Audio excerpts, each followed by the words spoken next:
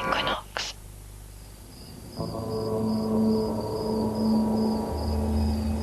And the launch team was ready to go. This is Atlas Mission Control, live from Cape Canaveral, making final preparations for liftoff.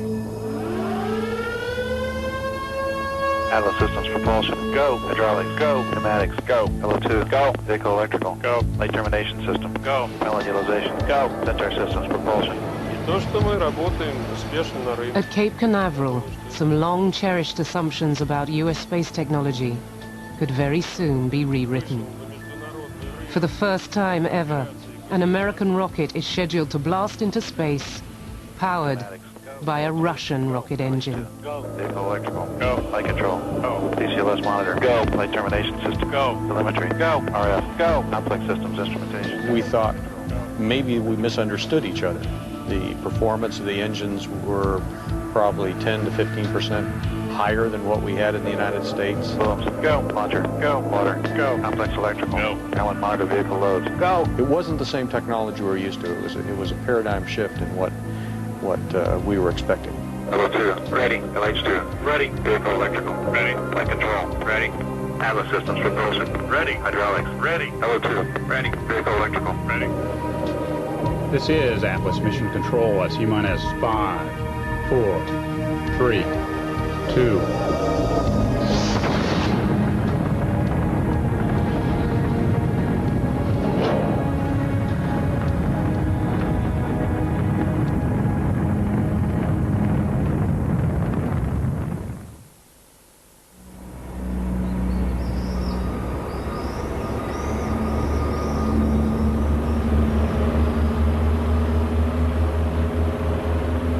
Behind the doors of this warehouse in a distant part of Russia lie what for 20 years was a closely guarded secret. A cache of rocket engines designed for the most ambitious space project ever to be undertaken by the Soviet Union. Today regarded as some of the finest in the world, the engines use a unique technology developed by Russia at the height of the space race. A technology so ambitious that Western rocket scientists thought it impossible to master.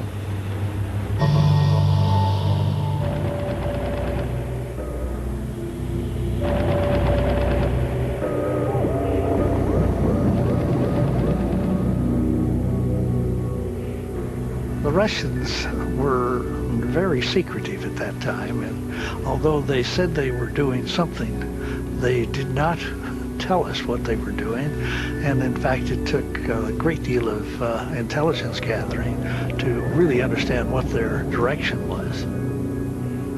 The really important things were having good, clear pictures of what they were building.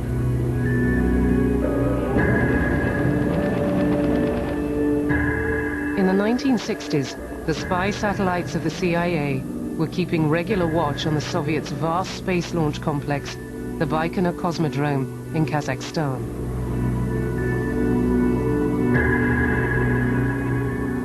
In March, April '63, we saw at least some initial what would be called stakes in the grounds for surveyors and stuff like that in the area that was undeveloped on the Baikonur Cosmodrome. The size of the assembly building, the causeway had all the earmarks for a very large launch vehicle indeed. It was like, hello, what's going on here?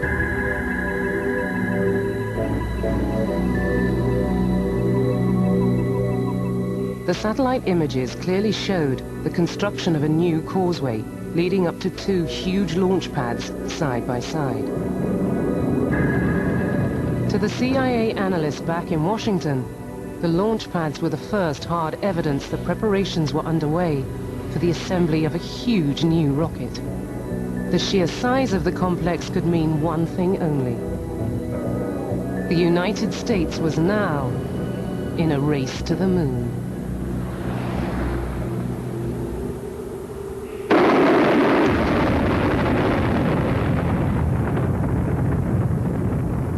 In the beginning of the 60s, the Russians were far ahead of us. They had better rocket engines, so with that rocket power, they were able to do lots of things that we were simply unable to do. It was a wonderful period for them.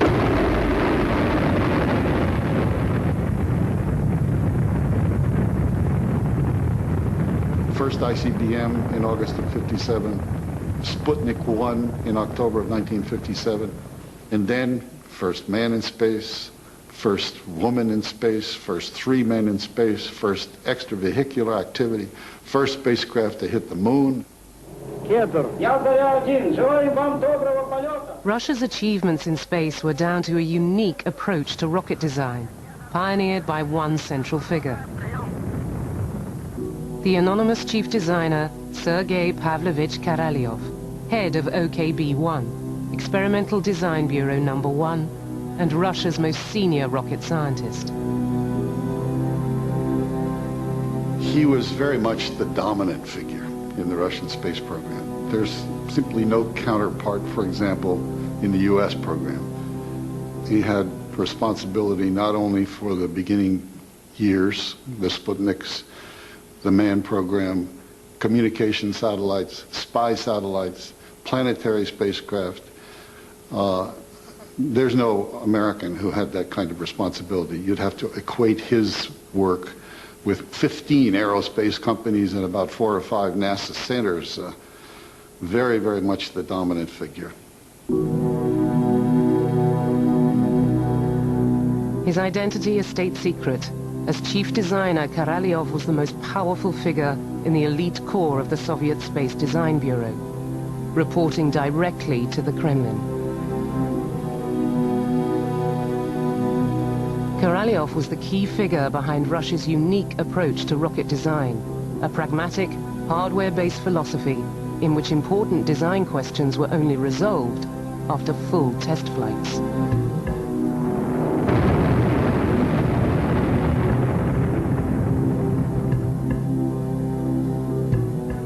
In a lot of respects, they were well ahead of the game, but the reason they were well ahead of the game is because they had actually put all the hardware together and had applied that technology far better than we had. The conquest of space a political priority, Russia's breakthroughs had come through a hands-on approach in which rockets had been built,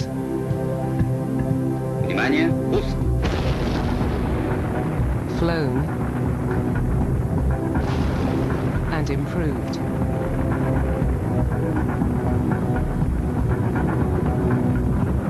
And if there were explosions on the way, that was something to be learnt from.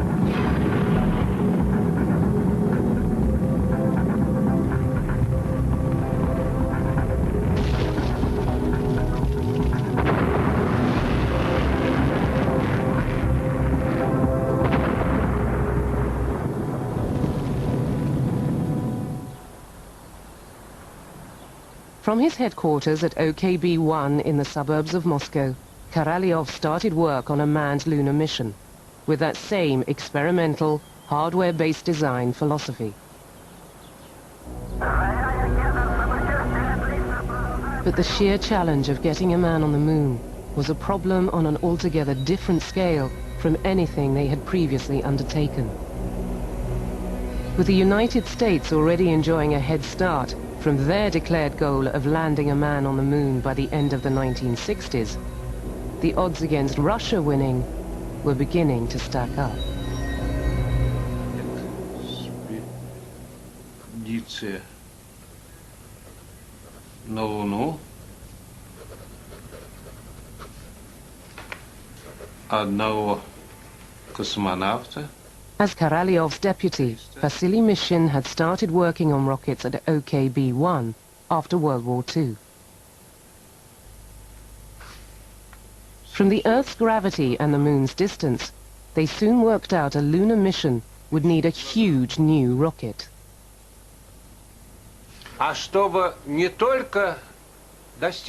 In order not just to get to the moon, but to land on the moon and to bring back an expedition consisting of at least one person, for that you need to put 100 tons into the Earth's orbit.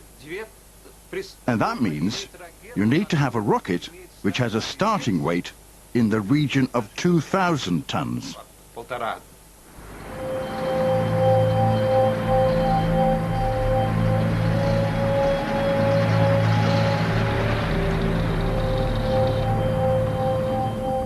To build a rocket of the size needed, and within the Kremlin's deadline of beating the Americans, was a challenge beyond any the chief designer had previously undertaken.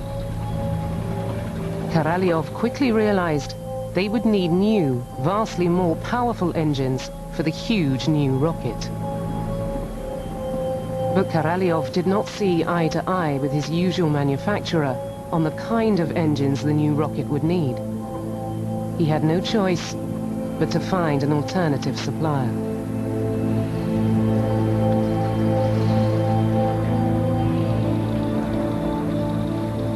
Korolyov was forced to go to an aircraft designer named Kuznetsov in Samara. This is a fellow who had designed very good aircraft engines, but that was all the experience he had. That was a big risk for Korolyov.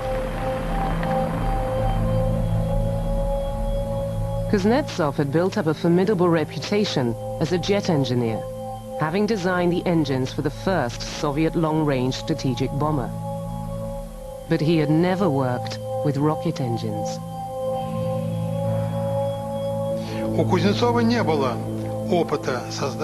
Kuznetsov did not have any experience in building liquid propellant engines, but when he looked at their configuration, he saw that liquid propellant engines, rocket engines, did not pose any more problems than aircraft engines, and realized that this challenge could be solved.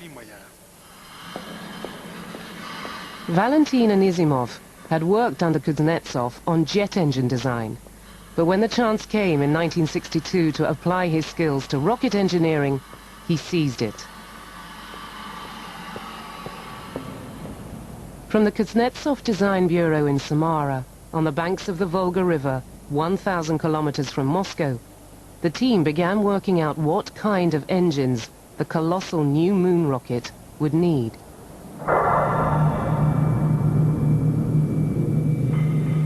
The basic design of rocket engines is simple. Oxygen and fuel are pumped separately at very high pressures into the beating heart of the engine, the combustion chamber, where they are ignited, propelling the rocket forwards. The higher the combustion chamber pressure, the higher the performance of the engine.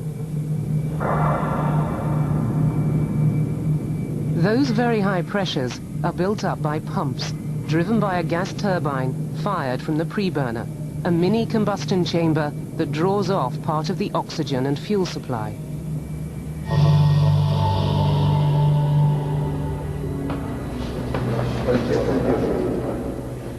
Faced with the deadline of beating the United States, it became obvious to Korolyov there wouldn't be the time to develop the kind of gargantuan engines needed for the new rocket, christened the N1.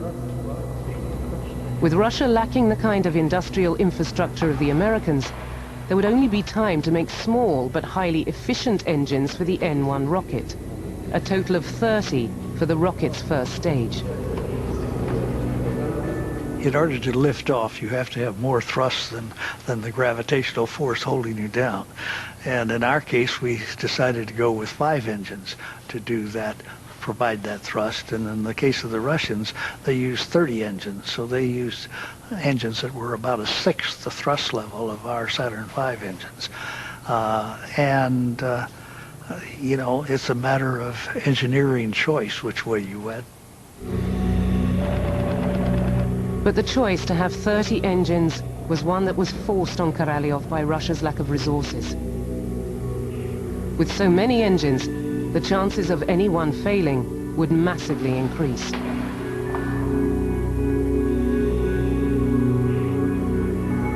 To overcome those huge odds and achieve the efficiency and performance Korolyov demanded, the engine designers would have to crack a problem that had always been shied away from as too difficult and too dangerous. At that time, all American and Russian rocket engines worked using an open cycle, in which the exhaust products from the pre-burner that drives the pumps are dumped over the side. A simple but wasteful design. But for the high-performance engines Korolyov demanded, that inefficiency was unacceptable. Russia's engine designers would have no choice but to take an untried and highly risky step.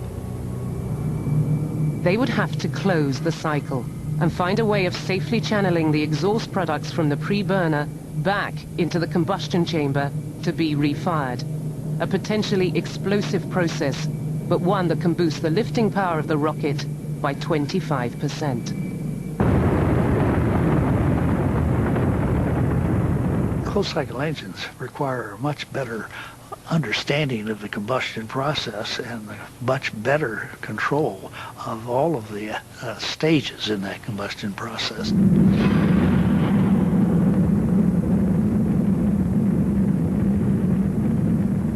As a consequence, you can blow up a lot of engines trying to build one that works.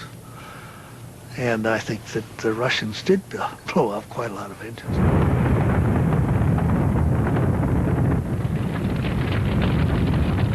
Mastering the new closed-cycle technology with their experimental test-based approach would take time. Time the Russians lacked in their race to beat America to the moon.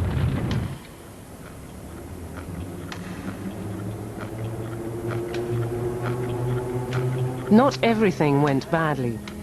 The Bureau's experience with jet engines gave it a lateral and innovative approach to rocket engine development. The Kuznetsov team realized there were strong similarities between the turbopump assemblies in jet engines and rocket motors. In the construction of both airplane engines and rocket engines, there is a battle to keep the weight down. In our design, the booster pumps are inside the main pumps. This dramatically reduces the external piping, improves reliability, and decreases weight.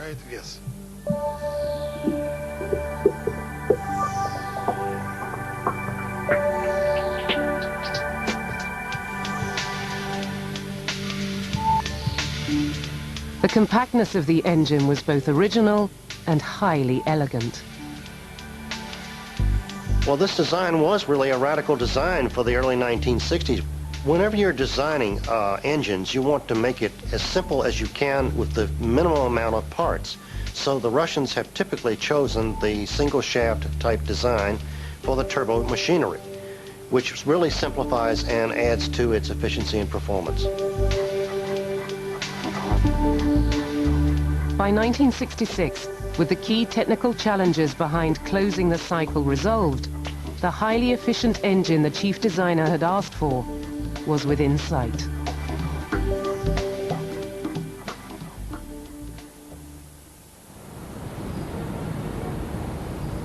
But the project was then struck a devastating blow. During routine surgery in January 1966, Korolyov died.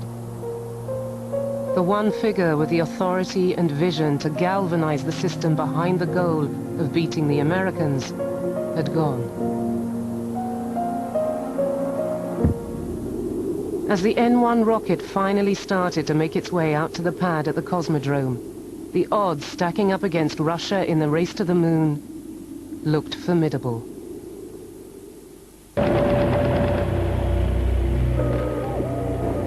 By 1967, the first N-1 moon rocket had been assembled at the Cosmodrome. Standing 35 stories high and weighing the same as 400 double-decker buses, Russia's answer to America's Saturn V presented an awesome sight. I have to say that prior to every launch during those years, we felt a certain trepidation. We were still affected by the large number of accidents that we had witnessed with our own eyes, pretty much since 1947. Vasily Mishin had been appointed to take over as chief designer in the wake of Korolyov's death, in charge of the 24-hour shifts, working to prepare the rocket for launch. Russia lacked the huge facilities needed to ground test all 30 N-1 engines as a whole. The first launch would take place with the rocket and its system of closed-cycle engines still untried. There would be no alternative but to finalize the design in the same way that all other Russian rockets had been perfected, through a series of full test flights. Because of our limited resources and capacity, we had to do the bulk of the development of the rocket stages during test space flights.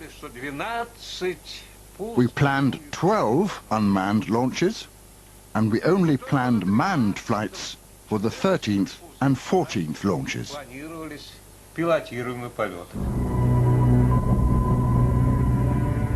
The first unmanned test of the rocket took place in February 1969.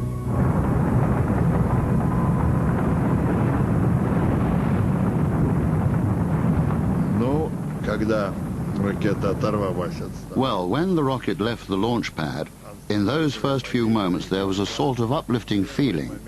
Yes, it's taken off. Yes, it hasn't blown up on the spot. This was already a great victory.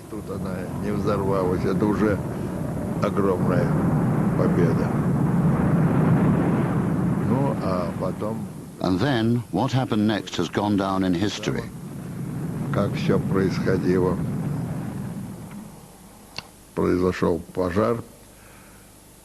There was a fire in the rocket, followed by an explosion. And it has to be said that at the time, we felt this was bound to happen. We hadn't finished working on it. A minute into the flight, the rocket exploded 40 kilometers from the launch site. Metallic debris had caught inside an engine.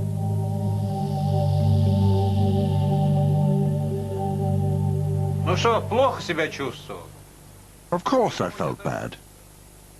Do you think you would feel good if your engine blew up with a thrust of 4,500 tons?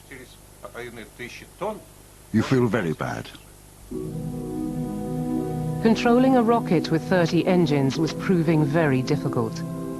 But with another 11 unmanned launches still to go before the first manned flight, the engine's control system was improved ahead of the next launch in July 1969. This is the launch now, you see. It stopped. Now it's going to fall. Seconds after takeoff, the rocket fell back onto the pad, exploding with the force of a small nuclear bomb. We hadn't left the dugout 10 kilometers away when it crashed. That's what saved us. If we had come out, we would not have survived. The rocket had been launched before the ambitious closed-cycle engines had been perfected. While the debris was still being scraped up from the floor of the Kazakh desert, the race to the moon had come to an end.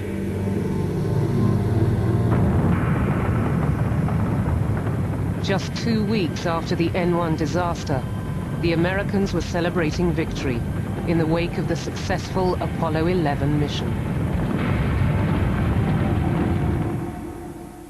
But the Russians didn't give up there. True to their practice of evolving the design through actual launches, the engine and rocket were steadily being improved. To prevent the intake of debris, filters were fitted to the engines, and the launch pad was rebuilt ready for the next tests in 1971 and 72. Well, this is the third launch. I've only seen this on film. I didn't actually see it in real life, only the traces.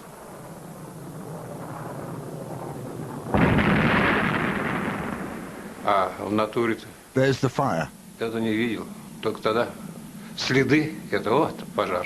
And their problems didn't end there. The fourth rocket also blew up.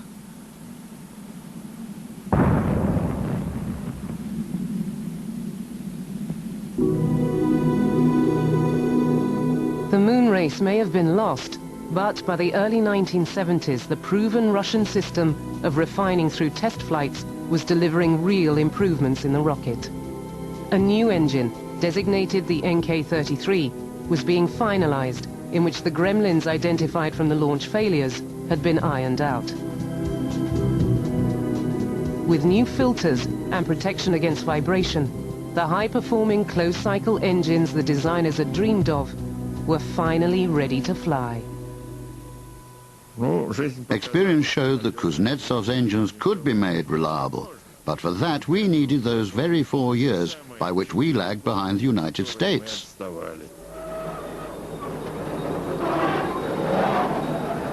But at the very point the NK-33 engines would be able to prove their worth, the program was cancelled.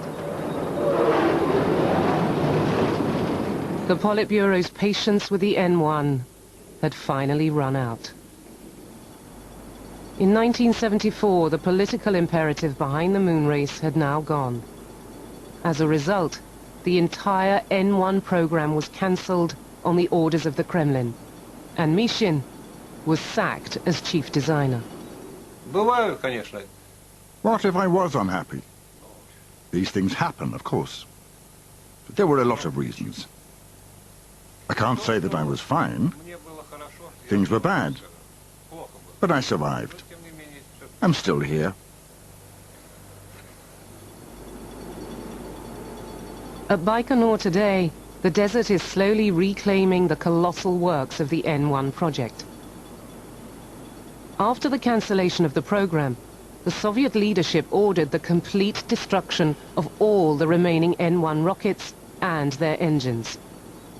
The entire history of the program was suppressed, and the remaining M1 stripped down.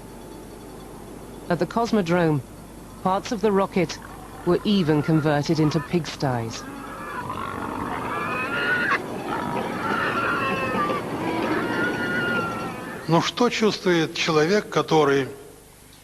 What does a man feel when he was responsible for the creation of a project, for nurturing it, when this system was created and it worked, and suddenly, at the height of your involvement in the creative process, you're told to cut it short, to put a stop to it? There was a disappointment that is difficult to convey now.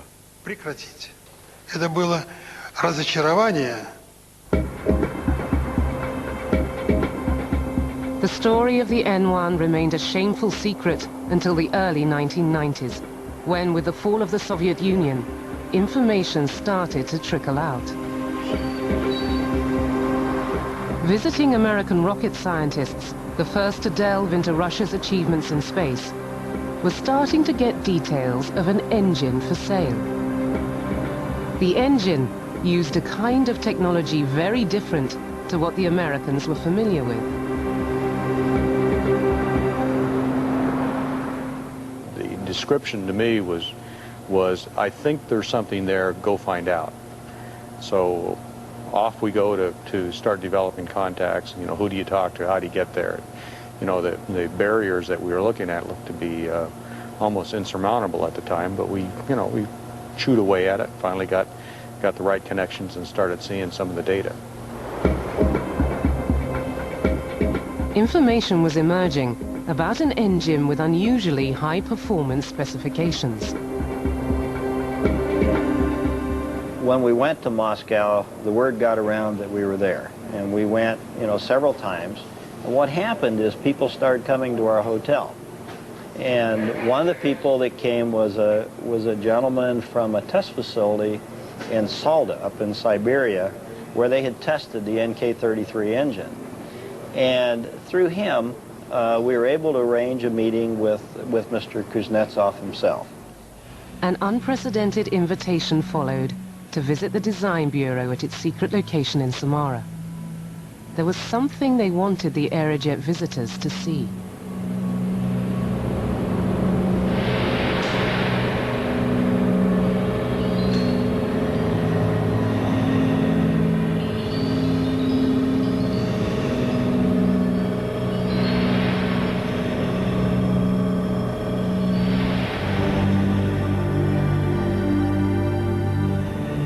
Literally a forest of engines. There were over 60 engines stored in this one area, just side by side. To see that kind of quantity of this tremendous asset was absolutely incredible.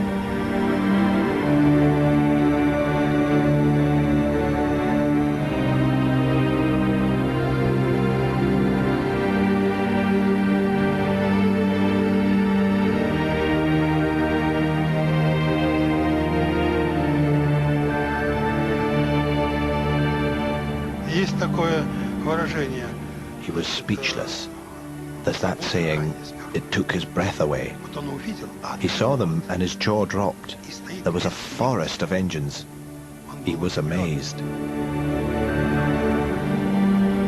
In defiance of the Kremlin's orders, the stockpile of NK-33 engines left over from the moon effort had been preserved in a warehouse safe from prying eyes for almost 20 years. Поэтому неразумно было работающие двигатели. It was not sensible to consign engines that were designed to last and to work Под бульдозер to the scrapyard to be melted down. он по своей инициативе. On his own initiative, Kuznetsov collected together all the engines that had been made and preserved them. И сохранил их. When you build a rocket engine, it's just unbelievable the amount of hours that go into each one of the engines, and it's a dedication. It almost becomes like your child. There has to be a value somewhere. They had no idea where, so they just kept them. Now worth millions of dollars, with the visit of Aerojet's engineers, it looked like Kuznetsov's foresight in preserving the engines might pay off.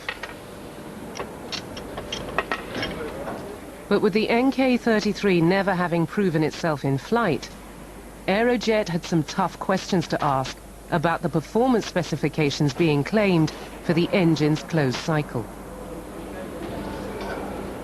Well, engineers never just say this is fantastic. We're a very a bit of skeptical type of people. We have to prove things to ourselves technically. We wanted to know for ourselves that we could back up the claims. That skepticism was deepened by the fact that the closed-cycle technology behind the NK-33 was only poorly understood in the United States.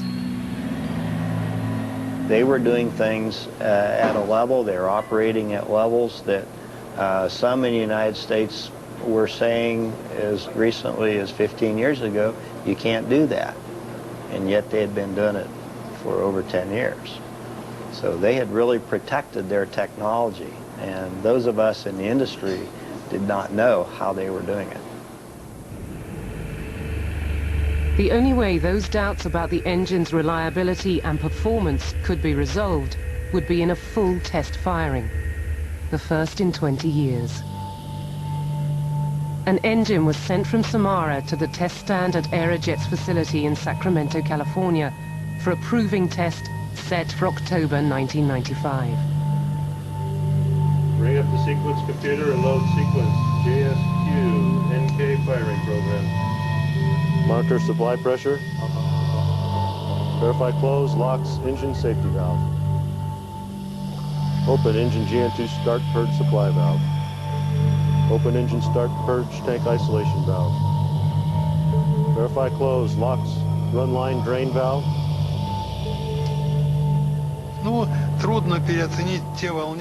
Well, it is hard to overstate the anxiety that we felt before the test. My hair had already gone white, and I thought, can it get any whiter with all that worry? There was worry, stress, every kind of stress. Nervous, physical, moral, psychological. Notify when pressure reaches 3,000. Pressure's up, pressure's 3,000. Stand by for test. NKP2, Q01, 1A001 on the countdown. Siren on. Off at the second bell. Press the camera iris. Countdown. 5, 4, 3, 2, 1. Fire. PC's up. 1512, 77%, looking good. 14,000. And you're wondering, oh, this is very, very powerful. Is it going to hold together? Is our test stand going to work? Stand by for throttle up. 100% thrust.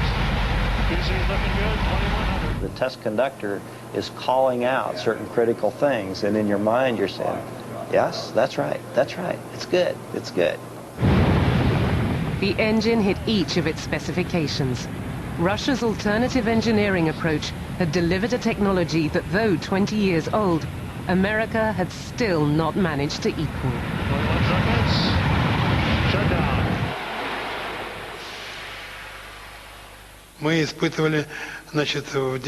We tested it at 10 a.m. That was about midnight here. Everybody was waiting for us to call and let them know how the test had gone. And we said, it's okay. It worked. Aerojet now had all the proof they needed to go out and sell the engines for use on the latest generation of satellite launchers.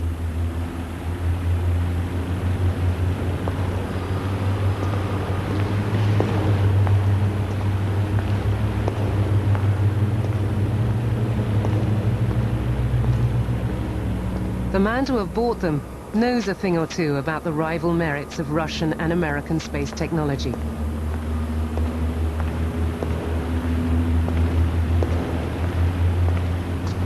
George Muller, the engineer once at the helm of America's race to the moon.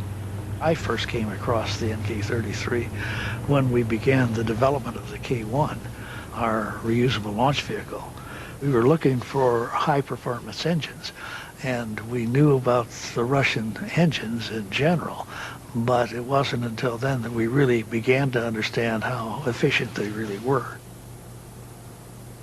The efficiency of these engines is very good, better than anything else available in the world today.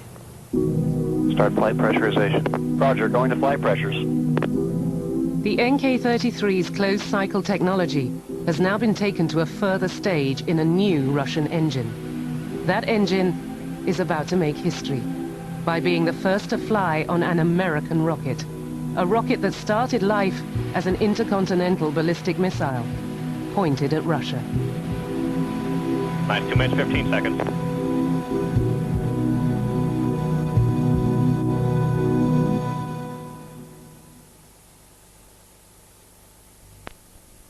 For me, it's the same every time. It doesn't get any better or easier. This one is a little more tense because it's a maiden voyage, but yeah, it doesn't get any easier. Rocket scientist John Karras of American space giant Lockheed Martin is on his way out to the launch pad at Cape Canaveral, just a few days ahead of the inaugural flight of the latest Atlas rocket, powered by a Russian RD-180 engine.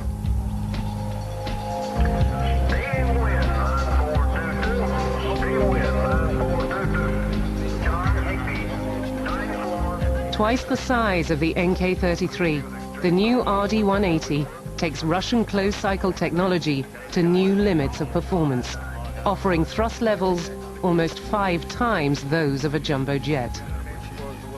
If the launch goes as planned, the RD-180 will enter the history books as the first Russian booster engine to power an American rocket and its communication satellite payload into orbit.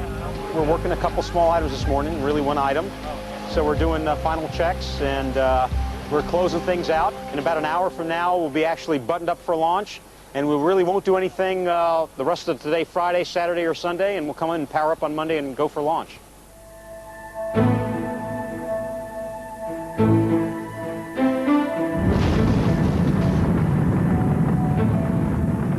The RD-180 is a direct descendant of the huge closed-cycle engine built in the 70s for the abortive Russian space shuttle program. It's been tailor-made for Lockheed Martin by the MPO Energomash Design Bureau, today one of the leading manufacturers of rocket engines in the world. Though Energomash has successfully powered over 2,000 rockets with 11,000 engines, this will be the Design Bureau's first ever launch from Cape Canaveral. And he always wants to make sure that he is taken care of when you arrive. Where the old Atlas rocket used to be driven by 5 engines, the RD-180 is so powerful that the new Atlas III will use just 1 and still offer 10% higher performance.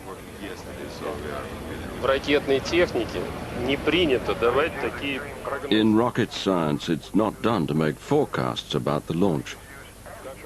As the saying goes, you have to knock on wood.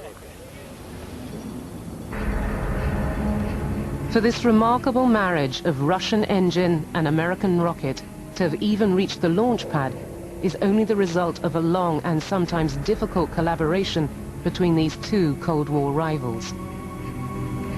Bob Ford was one of the first people to assess Energomash's technology in the early 1990s.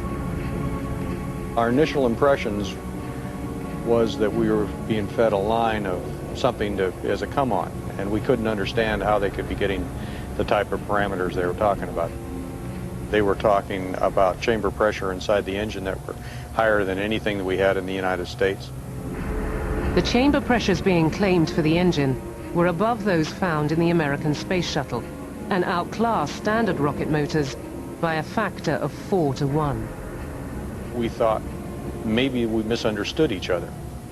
We were being told things that we couldn't validate against our own experience, and we had to go off and check, because it just didn't.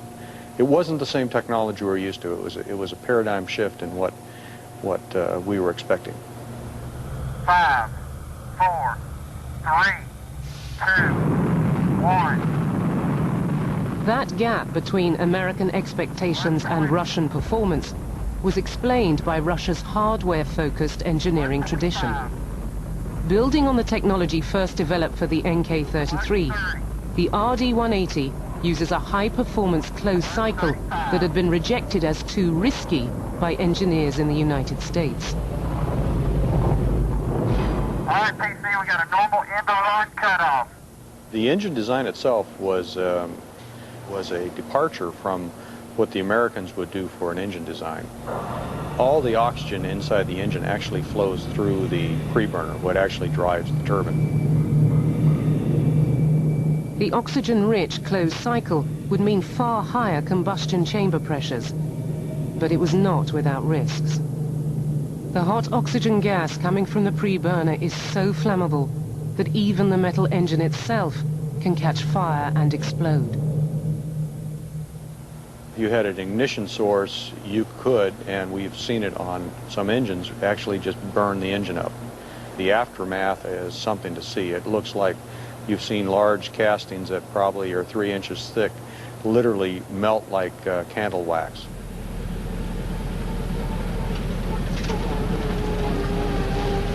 From their factory on the outskirts of Moscow, Energomash have, since World War II, produced over 100 engine designs, each one an improvement on the last. By incremental development, they succeeded in mastering a combustion cycle that, because it was oxygen-rich, had been rejected as just too dangerous by rocket scientists in the United States. It's not only the Americans who didn't manage to do that, but also the Europeans, the Japanese, and the Chinese. To do this, we had to approach how the fuel is burned in the preburner very carefully so that the temperature field is uniform, and to choose the right kind of materials and production techniques.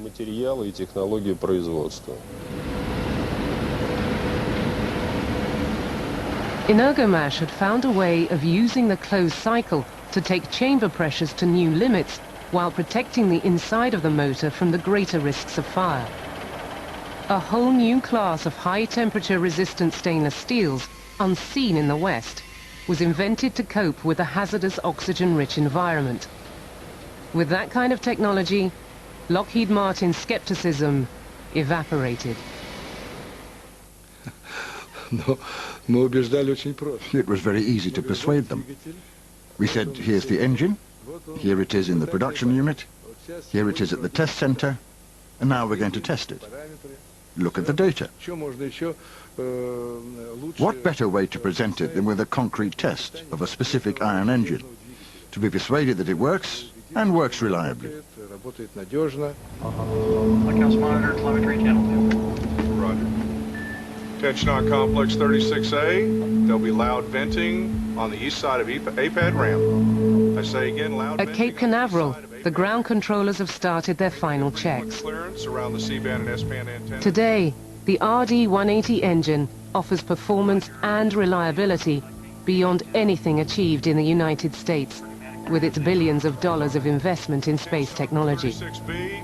All personnel. Exposure to Russian design philosophy has forced American technology giant Lockheed Martin to question some of its own most cherished working methods. Clear back, except for the green team. The Russians design engineers design the engine.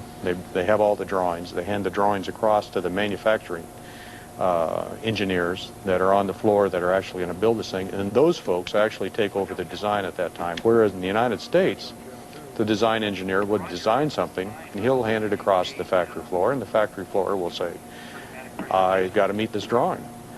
And what happens is cost of articles go up, scrap rate goes up, requirements for tighter and tighter machines go up, and we turn the factory into more of a technology lab. Так, внимание! Back at Kuznetsov, the team that designed and built the NK-33 is still together.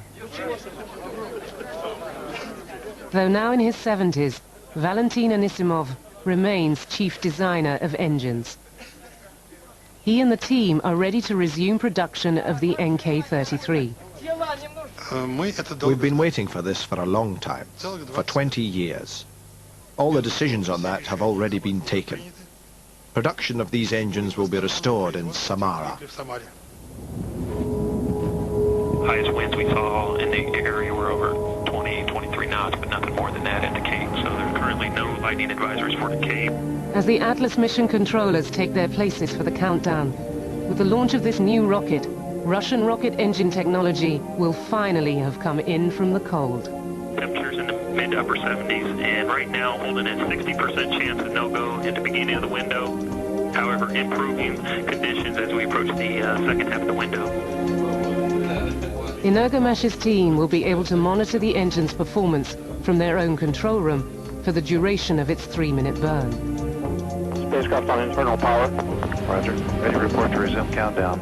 Atlas systems propulsion. Go. Hydraulics. Go. Pneumatics. Go. LO2. Go. Vehicle electrical. Go. Late termination system. Go. Electrical. Go. Airline monitor vehicle loads. Go. TV control. Go. Operation station. 10 years after the end of the Cold War, old-fashioned, hands-on Russian engineering is about to teach American high technology an uncomfortable lesson. This is Atlas Mission Control at T-minus 10, 9, 8, 7, 6, 5, 4, 3, 2, and the RD-180 engine roars to life and liftoff!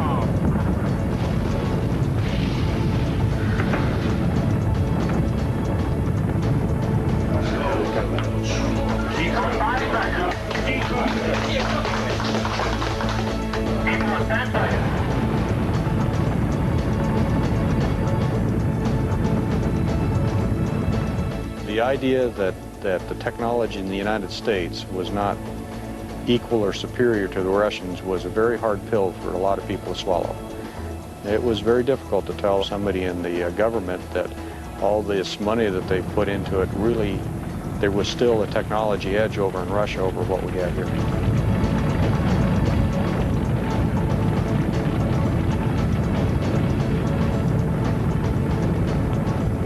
And everything continues to look normal on the engine.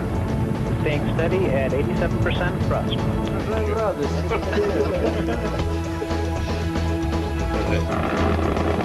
Engine primers continue to look good.